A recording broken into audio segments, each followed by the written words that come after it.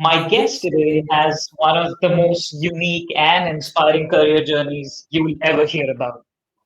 He actually started out in the world of broadcasting, writing, producing, and even directing award winning work in regional television in the US.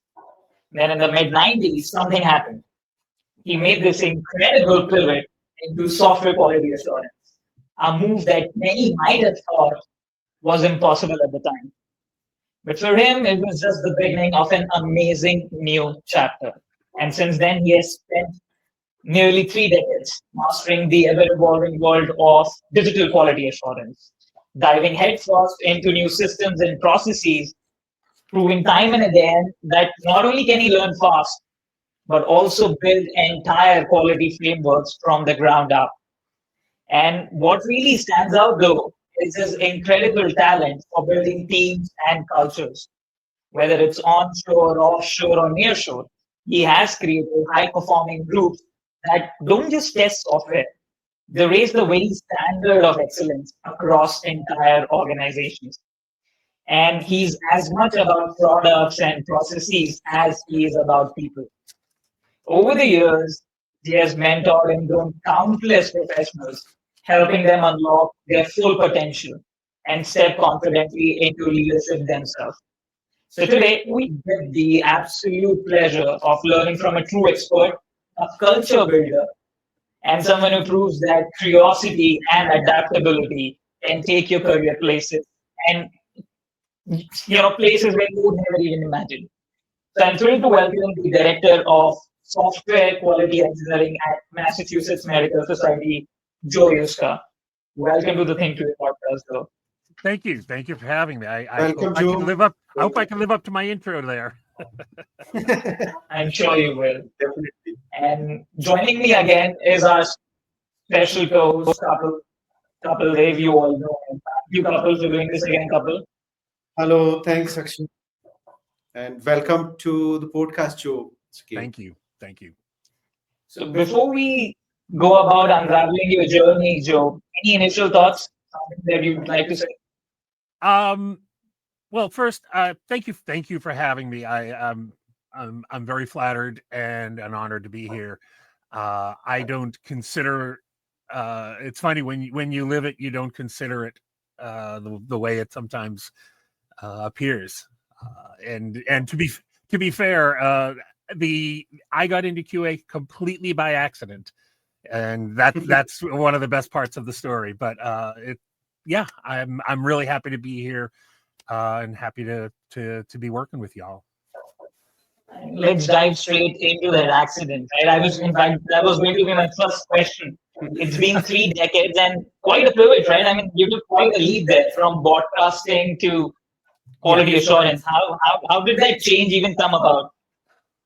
So I grew up in a household where I think I'm one of the few people that I know in my age range, in my mid 50s, who does not remember not having a computer in the house. My dad was a mainframe engineer. He came out of college with studying physics and went right into physics applications on computers.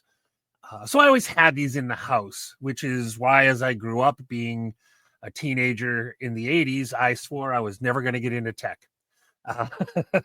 I was very much into photography, visual mediums, things along those lines. Worked for a while. I was managing a studio. You mentioned a director for live productions, events, multi-cameras. I'd be the guy in the truck out behind the event venue, calling the shots and things like that. But the problem is it didn't pay a lot. So I decided to take a look at getting into a more business focused area. It's very hard to get too far without some luck and some other things in that industry. Even where I grew up in the Boston area, which is a major market for this, I went to a friend of my dad's and my uncle's who said, hey, my company's doing some expanding their marketing department and doing videos, instructional videos, producing these videos to send to customers on how to build the routers. and how to install and maintain the routers. So I said, sure. You know what? I had never had an interview.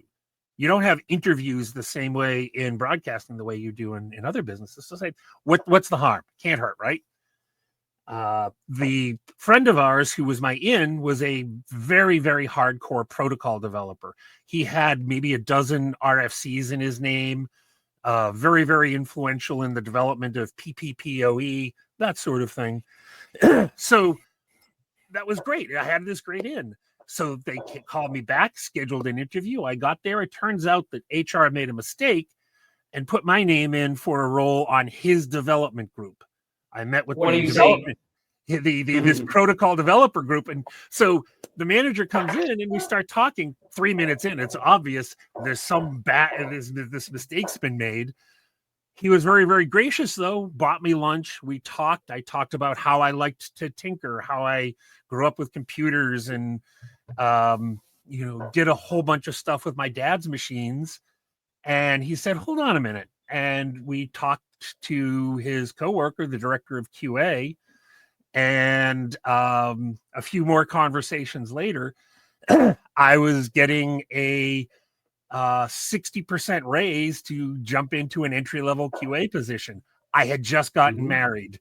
We were looking maybe to have kids, things like that. I'm like, this is fantastic. Yes, I will do this. And that's how I ended up getting in there, because HR scheduled a bad interview for me. And I've been there since. I was going to ask you, did you find the transition difficult? But a 60% raise, my goodness. Yeah. Well, I mean, to be fair, it wasn't a lot, but that's how little I was actually making in television in 1996.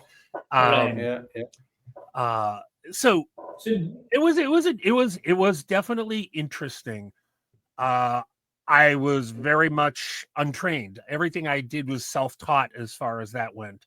Literally, the only formal CS education I've ever had was when I joined that company. They gave me access to a certificate program from Northeastern University on TCP/IP protocols.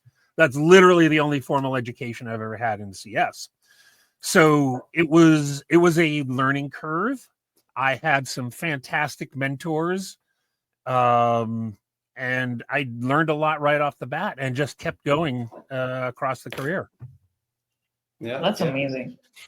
So Joe, as you said, you've grown to this level and all, right? And the one thing that I have also learned in my 15 years or 20 years, right? If the foundation is strong, when you started working, you focused on the foundation level things. Those are the things that actually help you to take to the next level, right? So what are your thoughts into it? I always advocate having the engineers who start their career right at even the entry level, or if they are switching their career and all, right?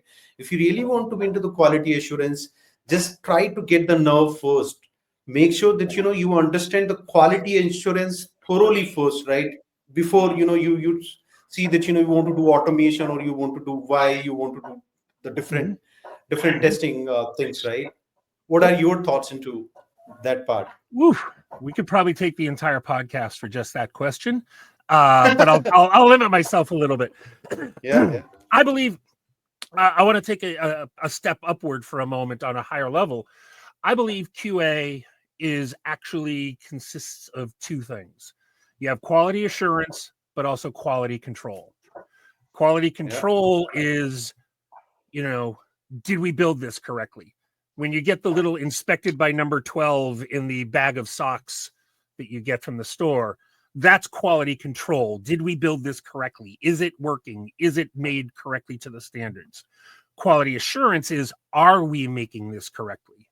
Are we taking the right approaches? Are we doing these things the right way? Are we actually serving the needs of the customers?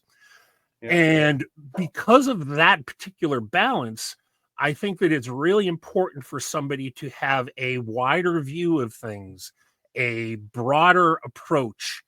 And I'll be perfectly honest, some of the best QA people I've ever worked with across my career were not CS folks, did not have CS degrees.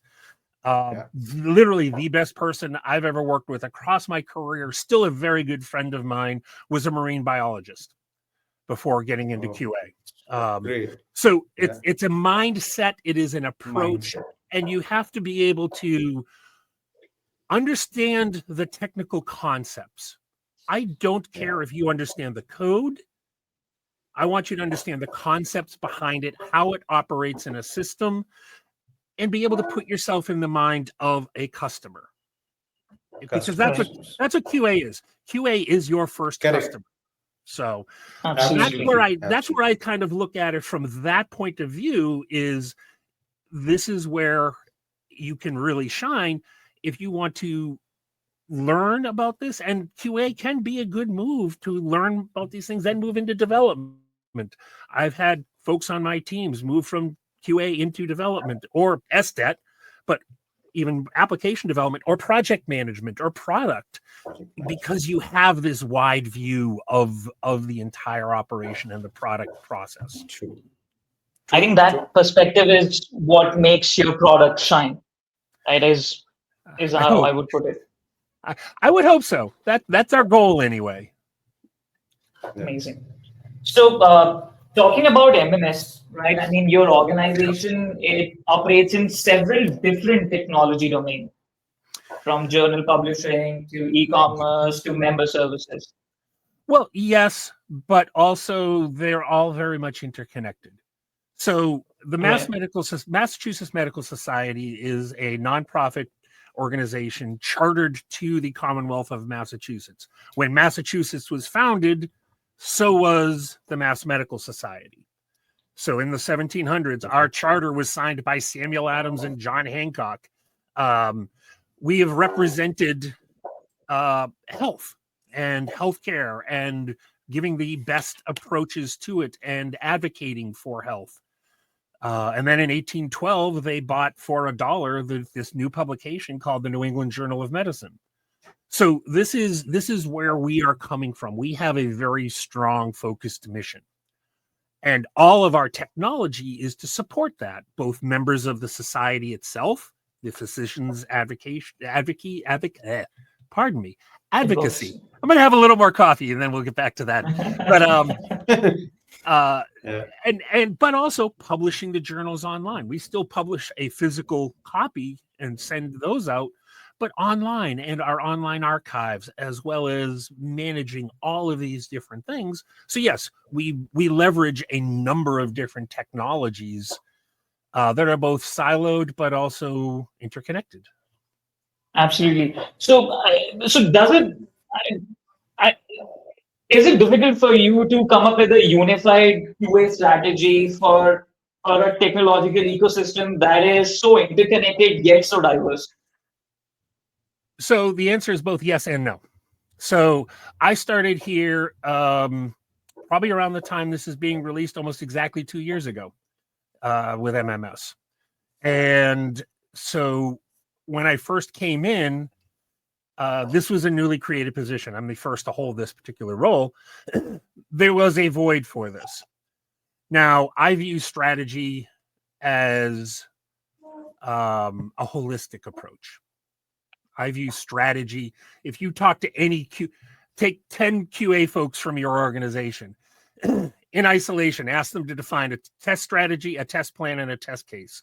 You're going to get a diverse number of answers of that. And that's the way it is across our industry. I look at a strategy as how are we going to approach this? How do we want to do this as a group? What is our focus? And one of the first things I did when I came here was something that, being sort of the anti-corporate type mentality I have, is I went against my normal nature, and I created a mission statement for the group, because that's what we needed first to come up and say, here's what we're doing as a group, as an organization. I have 30 something folks in the QA organization across 14 or so different, for purposes of this conversation, I'll say product verticals. And so you have to come up with a general statement. What do we want to bring as a group? And True. I came up with, that we are safeguarding the integrity of our software, implementing comprehensive practices, but also fostering innovation. And this is the most important part, collaborating with the cross-functional and cross-product teams. QA has to be collaborative. And that is the key to that. And then bringing that as a strategy to the different groups, then you can customize the processes, the focus points of the various groups on the different technologies. A DB, our DB and integrations QA is going to be very different than our front end QA, but if we're following the same guidelines, the same self motivations, it all works the same way. So to that, Joe, what drives your resource allocation decisions when it comes to prioritizing Q effort? You said you have 30 odd folks in your team, right? Yeah. And you have to prioritize Q efforts across multiple platforms and initiatives. So there's going to be a number of different things that drive that, whether it's particular project needs, initiatives, certain product areas obviously are going to need more folks. You have business criticality, you have technical complexity. I like to use a risk matrix that balances both of those, honestly, technical complexity and business criticality. A simple logon screen, for example, is not very technically difficult, but it is business critical. So you really have to make sure that you have focus on these things. And so that's how you want to sort of determine that. A lot of folks look at ratios. A lot of folks look at different metrics. I firmly am of the belief that metrics are a nice tool, but not where you should be basing your business approaches to in terms of quality, because there isn't a quality metric that can't be gamed except for one. What do the customers report as problems with your systems? So makes so much sense. when that's kind of how I have to look at it. Say, here's an area here we're going to need to focus. And I'm a very firm believer in cross-functional. I mentioned it in the mission statement. I don't want to have one person. If I have Jim over here who is focused only on the DBA stuff, he becomes a single point of failure. So I have 3 other people that cross-train. And so I love being the QA is the jack of all trades, but the master of one. Yeah. That's how, and that makes your allocation, your flexibility so much easier. Yeah. Sure. And other than that, just deviating a little bit from this topic. Yeah. When you said login screen, especially, when even I go for interacting with the folks or interviewing the folks, right? If you ask this simple question, what's gonna be the login test scenarios and all, right? Normally the people are coming with the UI related stuff and all, right? But like you mentioned, the holistic approach, right, is something that you're not looking just the traditional scenarios and all, right? You also look at from the API's point of view and all, right? That's where you make sure you're all engineers, right? The QAs are ensuring the QA testing from all the aspects, right? You have one person expert for X, but you have to make sure that your other folks are able to do the other things too. Absolutely. Right? So absolutely. yeah. And everybody should actually have some level of support. When you have an ecosystem, you have to be able to have that interconnectivity. People call it system testing, integration testing. I just call it testing. Where absolutely. You want to make sure that every part is talking to each other. In a previous job, I worked in a place where we had 4 completely different integrations with 4 completely different kinds of systems, including one that had to report to the federal government. And so that had to be immaculate. You can't just have 4 groups. You have to have one group with 4 teams. True. Yeah. And I think in the end, one voice that is driving the entire Q effort, I think that is again, it sort of becomes a deal breaker, right, for any QA. Yeah. And that voice has to be able to hold firm, Absolutely. and you have to first you have to build credibility as a team. And I know this is more relevant to probably later questions, but it's really important to have that voice. You have to prove credibility. You have to prove, because let's be honest, QA is quite often that sort of semi-neglected stepchild in the industry. It's like, do we need QA? What do they actually bring? And you have to build that credibility and that voice, Absolutely. and then be able to hold firm on it. I firmly believe that the members of my team are really, really working to make sure that we're doing the right thing, that we're working the right way. Absolutely. And True. and you have to be able to stand firm against potential criticism, or is that really a problem? Right. And Actually, advocate for your team. I think it aches a little to hear that in 2025, that you still have to be in the convincing mode that yes, it is. How I and why it I is so critical. just read an article where there was a company that was literally taking away eliminating their QA department and putting AI scripts in place. AI is a wonderful tool, but I want to visit that company in 3 years and see where their scaling and their actual quality of their business is, because I don't believe it's going to work that way. And the fact that we are still thinking that way, like you said, in 2025 is crazy. It is indeed. True. So I think you've already addressed the elephant in the room, right? What are your thoughts on incorporating AI capabilities into your overall QA processes for these new technologies? First off, it's very new. Right. I have been tinkering with machine learning for a number of years in different aspects, mostly on a personal side. Through some of my hobbies and things like that, I've tried using some machine learning things for some different purposes, and seeing how, whether it's, OpenAI or Claude or Metas, or any of these others, Copilots, there's potential as a wonderful tool.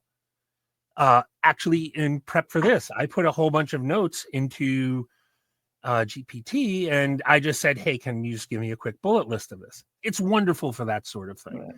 Also, as far as I grew up in the years of Selenium IDE, the old school Selenium, where you had a little browser extension, you pushed record, it remembered all the clicks and motions you did and created a script. Yeah. And then you had to go back, though, and you had to edit everything and put in parameters. Correct. And all of these things. It sounded simple. Oh, record, and there's your script. No, there was another 3 hours of work on it.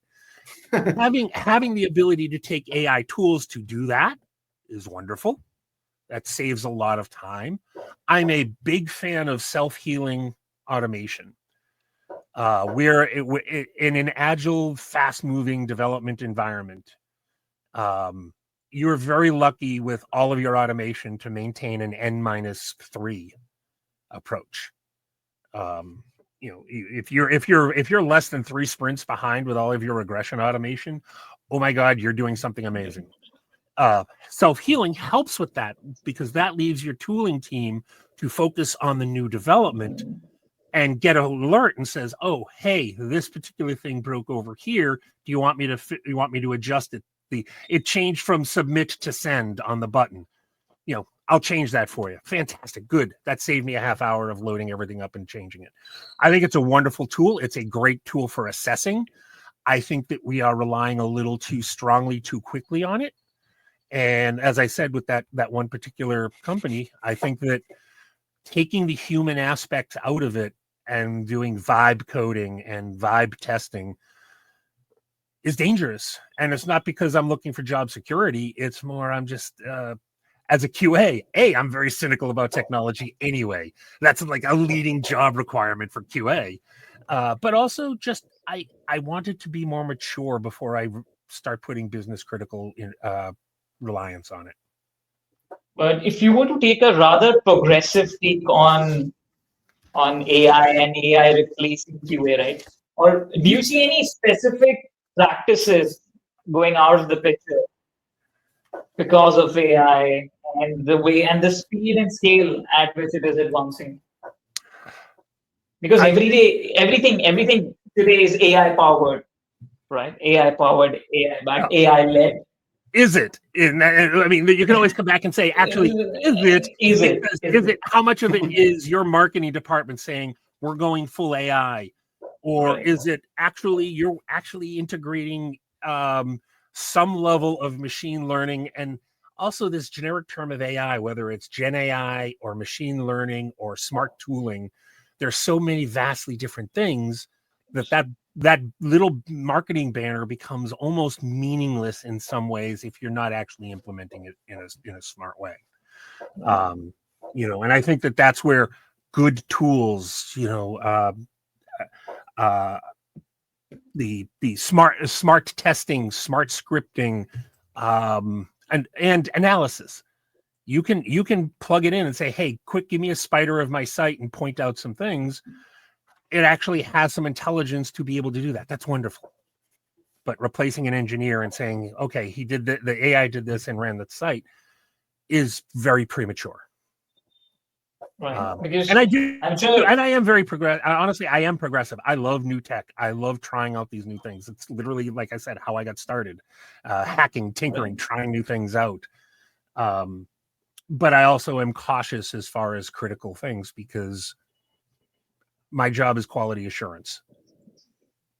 Absolutely. Right. I mean, and I think that puts all of us in that same bucket. Because I was reading this article, right? I mean, I think Sam Altman, somebody quoted him that ChatGPT 5 has the potential to replace PhDs. Somebody said that your PhDs and your doctorates are going to be irrelevant in the age of AI. Sure, Sam Altman's going to say that because he's running a company, and his income and his company's future is dependent on people buying into the usefulness of his product.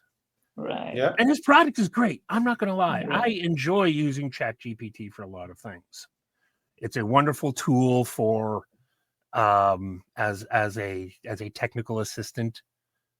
I will freely admit I've used some ChatGPT code for some scripting. I think we all are. I mean, we are becoming a part of that progress that AI is making. And but also, you can't be in denial. But also, as QA, though, you have to be able to take that step back and say, going back to what I was saying about, did we build it right? Are we building it right? Are we building it right is really, really important. And most of that is process. I am hardly a process, I used to call them the process monkeys, simply pushing the button to make sure we're doing the process correctly. But I am a fan of making sure that the process we're following is actually to the benefit of our product. And when we jump into a new tool, throwing both feet into the pool and diving in, that's dangerous. It should not be just hacking off using it, right? It should bring some value addition, right? Some productivity, increasing the overall efficiency and all, right? Yeah, absolutely. I have one engineer, in fact, who has been using some machine learning scripts to help take his stories and come up with test outlines that he can turn into a test plan and it saves him a few hours each week. That's a great use for it. I don't want to replace that engineer, though, with that script. Not at this stage, anyway. Makes sense. Yeah. So, Joe, accessibility testing, I just wanted to talk about on accessibility testing, right? Yes. Not the accessibility testing, accessibility actually, right? And accessibility and inclusion, right? I'm also knowing this accessibility subject for more than almost a decade, right? And I try to continue to read about it, and even we don't know, but we all are using some assistive tools. Like today, I'm wearing specs, right? You're wearing specs, right? And Akshay is also wearing it, right? So that this particular topic is also very close to my heart, and Mhm. during my conversation with you as well earlier too, right? The way your company is also focusing, making sure that it's not just a compliance, right? It has to be the practice. It has to, the developers, the product has to take it from the once they are starting building the products and all, right? So, Mhm. what are your thoughts related to the accessibility and all that inclusion and all? I think it is extremely important Yeah. for a number of reasons that have very little to do with technology. I have members of my family that require this kind of accessibility. Um, True. my own son, growing up, he is on the spectrum, and he needed some tools to help with some of his studying and some of his approach to his work. And these accessibility tools, like speech to text and some of these others, are very, very important. Meanwhile, a very good friend of mine, who is a phenomenal DevOps engineer, has very, very limited vision. So making sure that he can get his information is very important. So I take a look at it. Yes, we have the Web Content Accessibility Guidelines by W3C. You've got Section 508 here in the US. You've got the EU standard 301549. Yeah. And then also here in the US, we have the Americans with Disabilities Act, which is an act of Congress that talks about accessibility both for physical organizations, being able to bring a wheelchair into your store, as well as online offerings.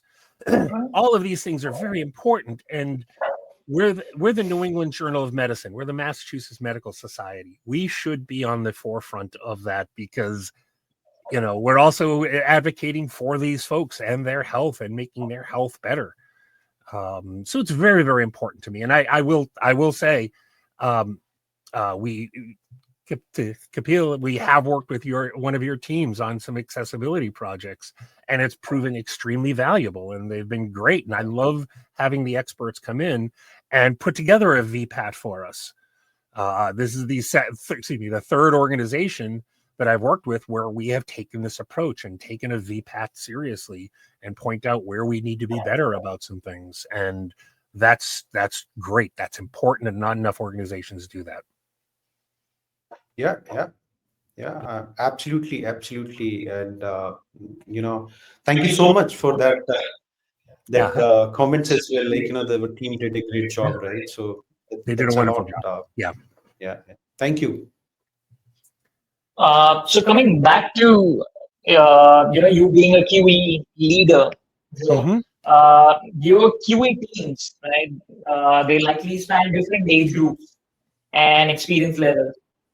So how do you leverage these trends of both seasoned professionals and newer team members to make sure that you're always sticking to your goals, sticking to your mission as a unified, as a cohesive unit? So it can be tricky, Sure. but it is actually probably the most important part of QA.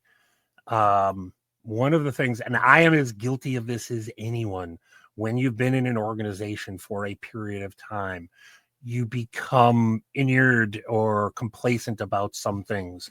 So having new folks come in and saying, hey, and this is true across engineering, but really across QA in general, being able to say, hey, what about this? Why do we have this? Should this be this way? Um, and making sure that we're supporting. You're coming in new. I was new one time. Like I said, I had no technical background. I had a couple of engineers who were wonderful in mentoring me. I was my first job there was working with Radius security servers for logins for ISP. They were called remote access concentrators. Basically, they answered the phone call for the ISP when you called with your modem and did all the login stuff. I had no idea how a lot of that worked. I had some wonderful folks that mentored me on the tools, but I knew the use case. And so being able to do that, building these folks up to do that without stifling innovation and having senior folks listen is really important. And that comes from leadership making the example and saying, hey, I've been in this industry for 30 years. I don't pretend to know everything. As a matter of fact, I prefer not to know everything that my team does. I want to hire people smarter than me in these particular jobs. So I recognize that they are, have this level of expertise, and I will defer to that expertise on some of these things, as long as they will also do the same and understand that, has this person been in there as much? No. Do they fully understand how object-oriented programming works? Maybe not. But to listen to their ideas and don't discount it, and make sure that they are learning and you are imparting knowledge in a constructive way, is really important, and that comes from the top down. I don't consider myself superior or anything like that. I'm just in a different box on the org chart, and I'm fulfilling a different role than my engineers are. And and this is also very important to me, and this comes to some of our relationship, Kapil, is I absolutely believe if you're on my team, you're on my team. Whichever HR department is filing your payroll is irrelevant to me. So if you're a contractor or you're an FTE or a consultant, if you're being productive on my team, you're a member of my team. And bringing that's the example going down to bring in these new folks coming in. We share the knowledge. We're not great at documentation. I'll freely admit it's something we're working on. Most orgs aren't, but we're not where we should be. So it takes to coin the cliche. It takes that village of group to be able to bring somebody in and give them the foundations. I think the day you lose the ego from the expertise, right? I mean, you can't use it in the same breath. Is the day you start seeing things more clearly. I think that is what brings more clarity into your objectives. Because I think there's this ego, right? I mean, spending 30 years, spending 20 years, spending 10 years, right? And letting a new guy come in with new perspective and sharing and what the hell were you guys even doing? I mean, it does take a beat to understand actually that he's making sense and about making constructive feedback and making sense out of what is coming out of the other person's mouth. I think that only comes with once you're able to drop and for you to realize that, I mean, this is your ego speaking, not your experience. I generally don't have a personal ego in this sort of thing. I have confidence in my abilities. Ego can be a tool too, though. Ego can be a tool. Sure. If you have to stand up and be a leader and advocate for your organization, using that and being able to say, look, I know this. I've been doing this a long time. You can't tell me otherwise because this is my area of expertise. I don't consider that ego in the same sense as I'm better than you guys. And that's not a good way to run a team. And even I can say it evidently, like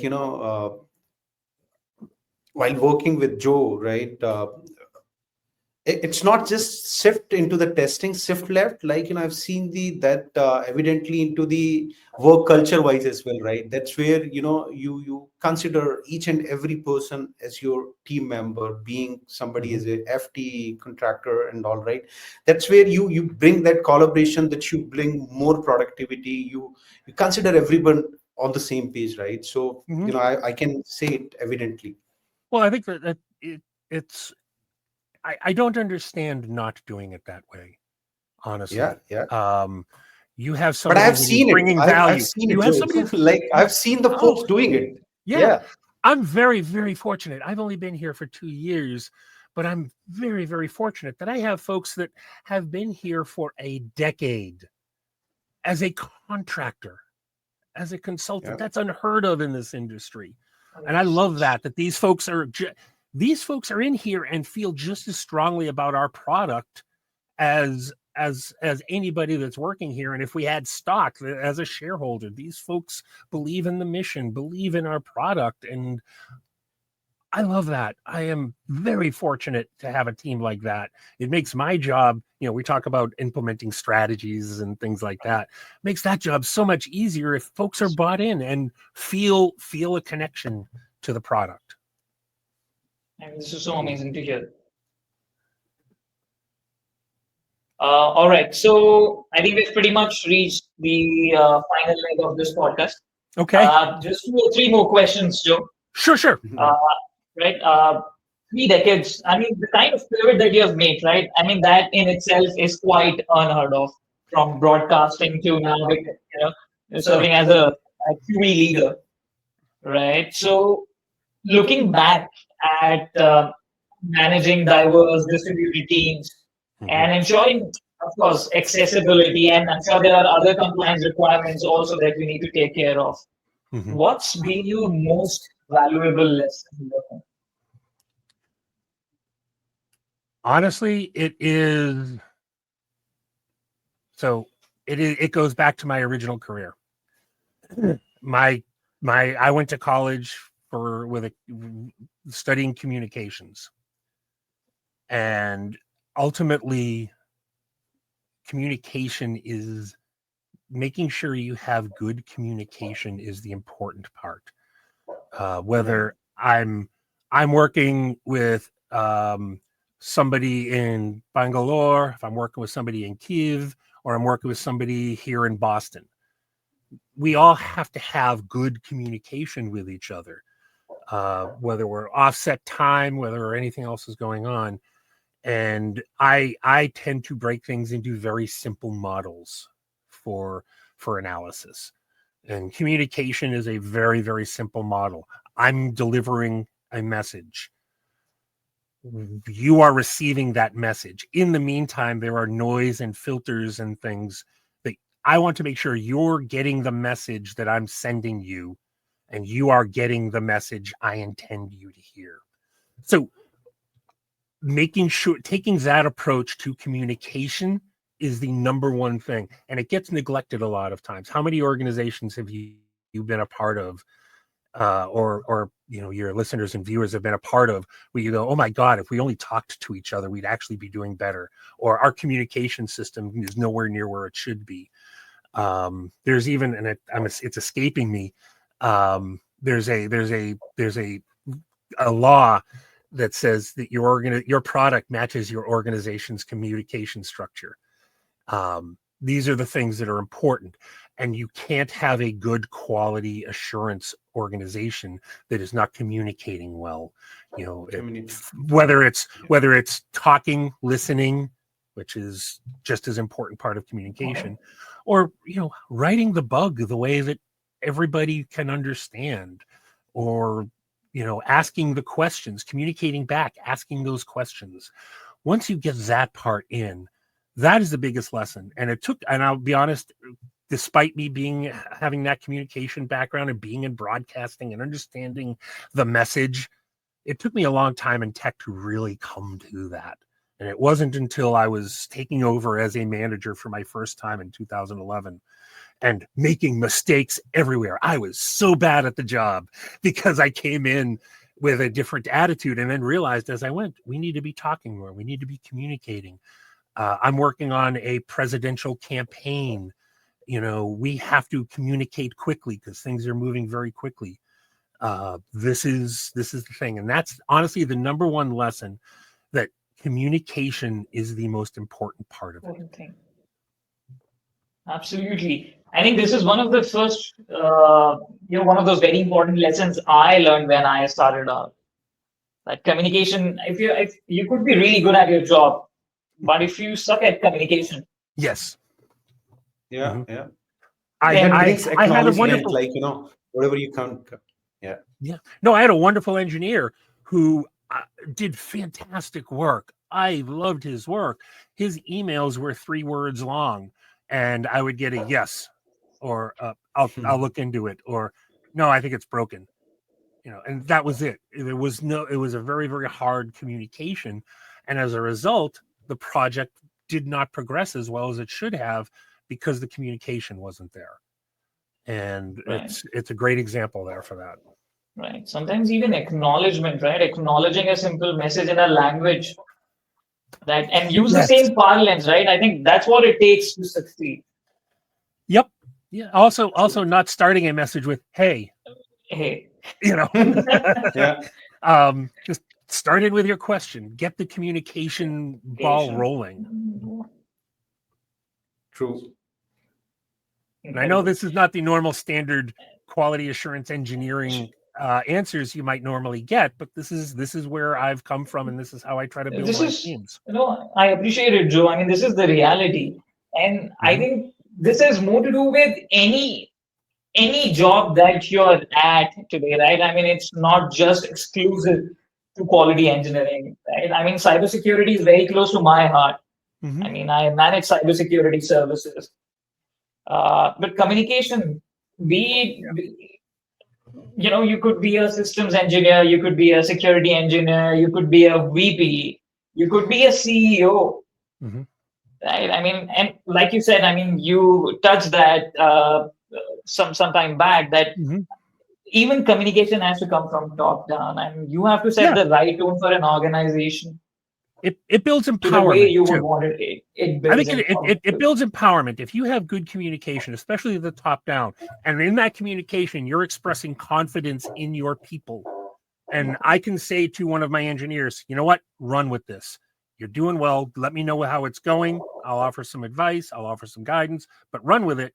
That empowers that person. But you also have a very good chain of communication going to make sure that you're all on the same page. And that builds a better team. Yeah, and I think that's more to do with the culture of an organization also, because sometimes you feel too stifled to speak up, right? And that's why you're, hey, and I'll look into it. Yeah. Right. So, all right. So one last question, Joe. Sure. 3 decades again. Right? I mean, I find it really inspiring. And you have literally, you have seen the technology change, the technology evolve, the processes change constantly. What has kept you motivated and still so passionate about what you're doing today? Well, there's 2 things, honestly. One is this this love of building things, and the creation of things. I ultimately, at the end of the day, we're making something for somebody. And the fact that I'm doing it as part of a mission of something that I believe in makes it even more important to me. But also for me, it's I want to be that representative of people. Far too often growing up, I saw, we talked about, a diversity of technologies, diversity of talent, diversity of perspective. I want to be that person to making sure that we're bringing all of these things together for our product and our customers and our users and our constituents, whatever it is. I create. One of my hobbies is I paint miniatures because I am a game person, and I take these, and that's my hobby, is I create and paint these things. It's all part of the same process, and that's kind of what gets me going on it. Is I'm creating something that means a lot. This is so amazing. And I think the power to create, to conjure something, right, from nowhere, from ground up. I mean, it's a different feeling altogether that you can't really put it into words. No, it is. And whether it's we're publishing one of the most important scientific journals in the world, as a toot our own horn a little here, but it's also pretty much a fact, to in a previous career helping to get a U.S. president and senator elected into office that you can take some pride in. You were part of this thing that happened, and you helped make this happen. If you're not taking that kind of pride in your work, you're just pushing some buttons and pushing some keys. Makes so much sense. In fact, I was telling my wife the other day, I have great respect. I have great admiration for writers, creators, authors, right? Because they have the vision to create something that didn't exist. Right? It could be just a simple 200 word article on a topic that is not known to the world yet. So this is amazing. Yeah, I wish I had those. I tend to be creative in a lot of things, but I wish I had abilities like that. Exactly that. I admire the heck. I know an awful lot of folks that do a lot of great writing. Balancing it really well, from a creative medium to something that is more technical and tactical at the same time. Well, This is broadcasting is a team effort. There's pre-production, there's the crew getting together, the talent on the screen, and then editing and doing everything else after. It is a team process. The model is exactly the same. Absolutely. I said breaking like things the- into simple models. like they say, you can't blow a trumpet. You need you need an orchestra Yep. to play a symphony. Unless you're Dizzy Gillespie. But then even then he wants the band behind him. Right. This is amazing. Thank you for doing this, Joe. Oh, thank you. Thank you for having me. I'm very flattered. How do you find it? I think this feedback will help us keep going and Yeah, no, I really do appreciate the relationship with your organization. Just wonderful to have that kind of a relationship where, yes, we're business partners. We have a business relationship, but at the same time, we're also in sync with what we want to do and how we want to do these things. And I really appreciate that.